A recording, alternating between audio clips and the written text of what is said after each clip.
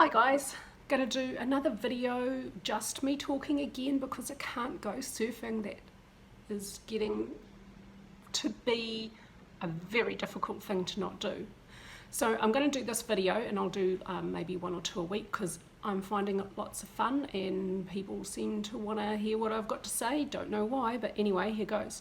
New Zealand will one day again open its borders, and tourism is a really huge part of its economy. So if you're going to visit New Zealand, here are some things I think you probably should know.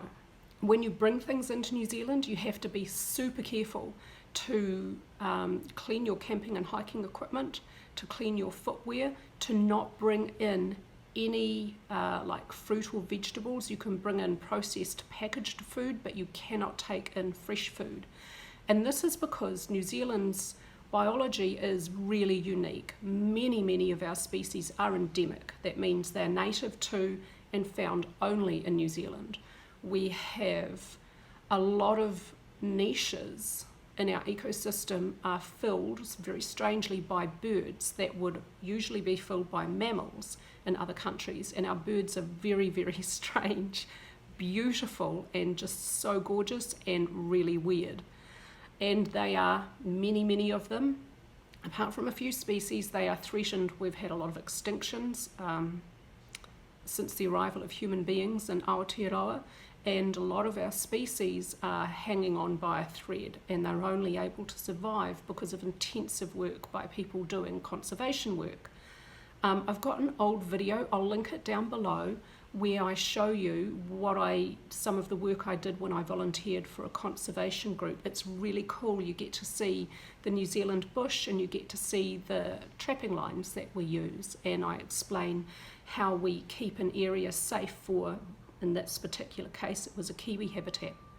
So it's really important to, I'm just looking at my list, to don't bring in fresh food and clean carefully your camping and hiking equipment if you're going to go into New Zealand, to look after our biodiversity, and we thank you very much for your assistance.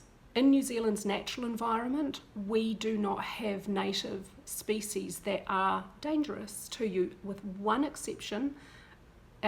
We have a native spider called the karapo, which lives apparently in sand dunes. Now, I'm a surfer and I lived at the beach for much of my life in New Zealand, and I have never seen one of these guys. They're super shy and there aren't very many of them.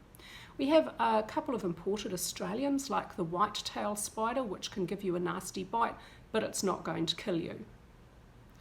The most dangerous thing in New Zealand's natural environment are the sandflies. Now, they're not dangerous, but they're super annoying, particularly in parts of South Island, like on the Milford Track in Fiordland.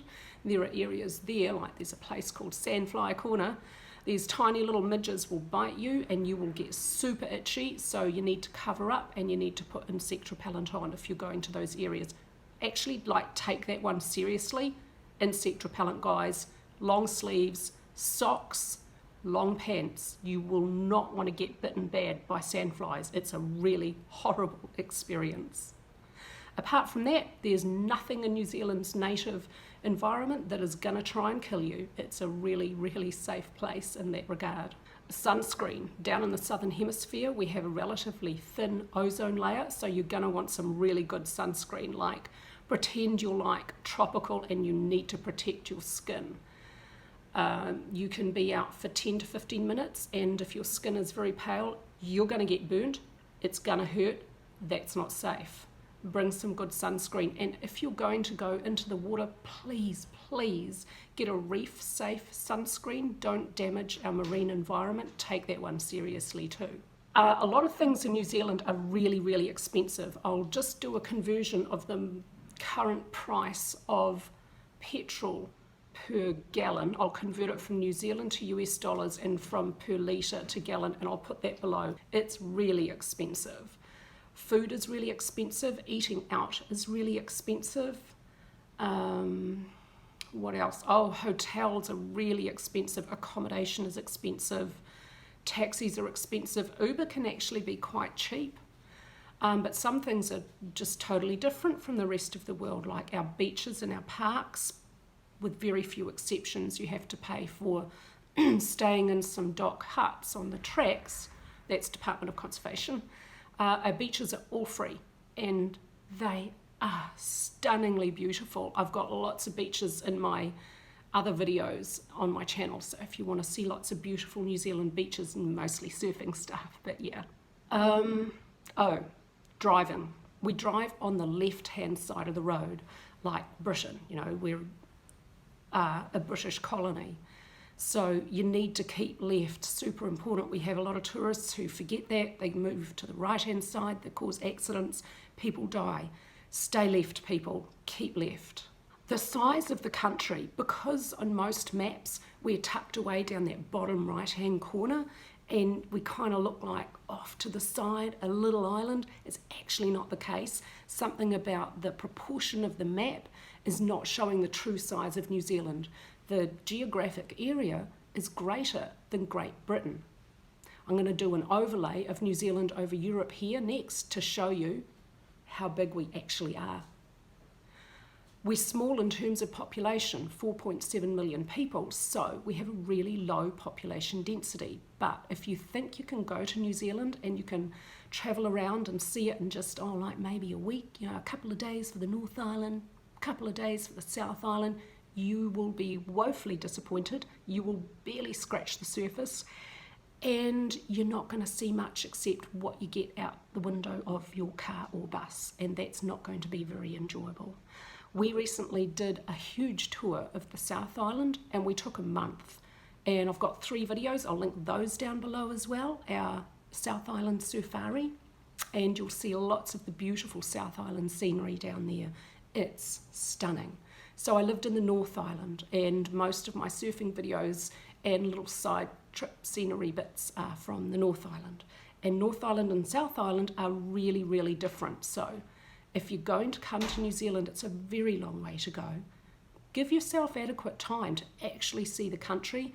I mean, I think, to be honest, you need a month for each island at least, and that's going to do it nearly a semblance of justice. And the last thing I've got on my list is hugs versus handshakes.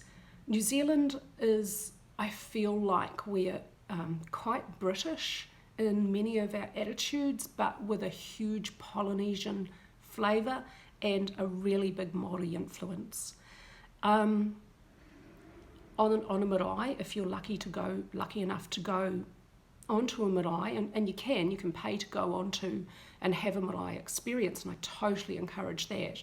You'll be greeted with a hongi. That's where you press noses and forehead, and you hold hands at the same time.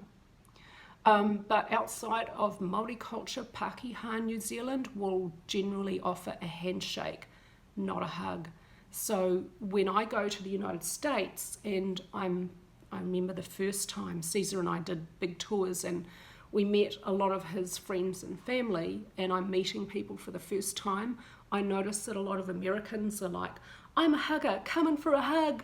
And I'm like, okay, feeling like super awkward, like this is not normal culturally for me to hug people the first time I meet them. I'm guessing that COVID-19 is going to have a few words to say about that, and that's probably going to change. But even as things hopefully one day go back to normal, if you visit New Zealand and you meet a Pākehā New Zealander, don't go in for the hug. It's probably going to make people feel somewhat uncomfortable. Now, there are definitely going to be individuals in New Zealand where this is an exception, and they're going to be quite comfortable with a hug, but a lot of us aren't. We'll go in for the handshake. That's pretty normal. Oh, one last one, tipping. We don't really do it for service industry people. If we get good service, then it's polite to leave a tip, and when we leave the tip, we leave cash on the table at the end of your bill, and then they're not going to bring the bill to you. You have to either ask, or usually what you do in most places is you get up and you go to the counter, the till, and that's where you pay your bill. They're not going to bring it to your table like they do in the United States. And so you leave the cash on the table, and then you get up and you go and pay your bill and you leave. That's usually how it works. Some restaurants, if you ask, will of course bring the bill to you at your table. If it's a cafe, you go up and you pay when you leave, or you usually pay when you order. So tipping in a restaurant, if you're having a full meal, I'd leave a $20 note on the table at the end for the wait staff, and I would do that almost all the time because the pay and the conditions of those staff in New Zealand is appalling. There's wage theft in the hospitality industry is rife. A lot of staff do not get treated well, and I think it's terrible. So I always like to show an appreciation if I'm able to eat out by leaving them a $20 tip. Yeah, so that's it. So if you've got any questions about any other things that you're curious about New Zealand and differences to the United States or Britain, then ask me in comments below. And if you like these videos I'm doing, then please consider subscribing and thumbs up.